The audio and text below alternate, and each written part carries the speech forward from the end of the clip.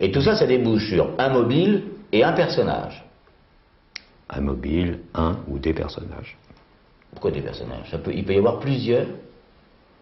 C'est une possibilité. Ah. Ça va être une affaire qui va encore avoir un rebondissement ou une affaire qui va se terminer comme ça, va être bouclée, ficelée, comme on dit? Je pense pas qu'elle se termine sans rebondissement. Ah bon?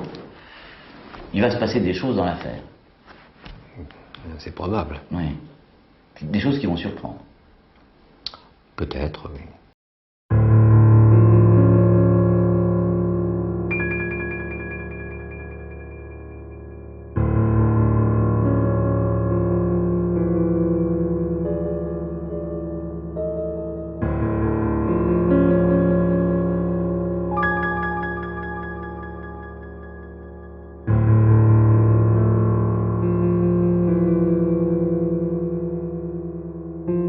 On a longtemps dit qu'envers Jean-Marie Villemain, il y avait des critiques qui avaient été faites régulièrement, des mots qui avaient été lâchés, des tensions.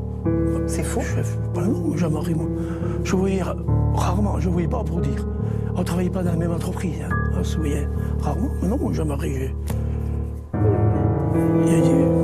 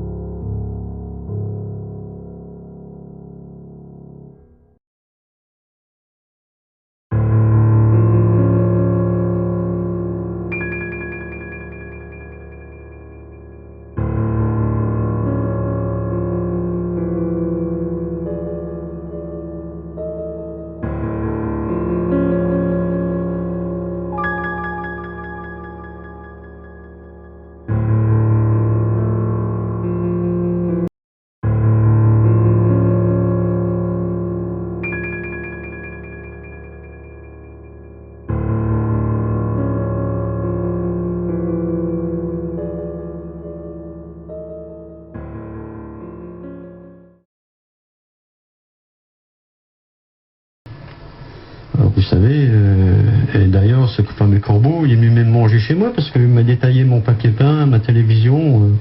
J'ai bouffé, comme il disait, j'ai bouffé la tégamine. Vous, je vous repose la question, Michel Villemain, vous pensez connaître ce corbeau? Bah, pour moi, le corbeau, c'est un membre de la famille. Pour vous, c'est un membre de la famille? C'est un membre de la famille. Avec qui vous seriez encore en contact, Michel Villemain? Aujourd'hui, je ne peux pas vous répondre à cette question. La réponse est plutôt non. Je ne réponds pas.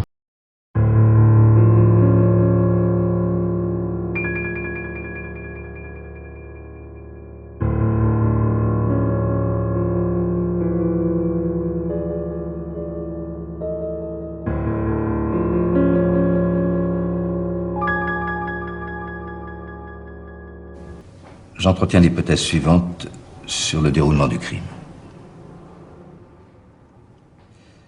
Grégory Villemain a été enlevé devant chez lui, alors qu'il jouait.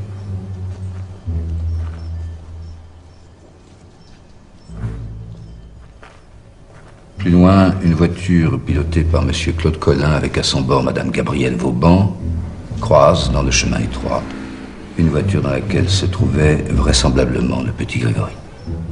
Ce véhicule était face à eux, circulant en sens inverse, à une distance de 5-6 mètres.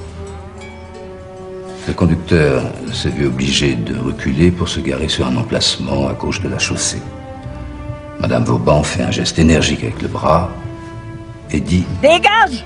Monsieur Collin ne se rappelle pas bien de la couleur du véhicule, mais a pu décrire le conducteur comme étant un homme assez corpulent, avec pour passagère une femme aux cheveux roux. L'heure correspond à l'heure présumée de la disparition de Grégory, soit entre 16h55 et 17h05. En ce qui me concerne, je ne connaissais pas ces personnes.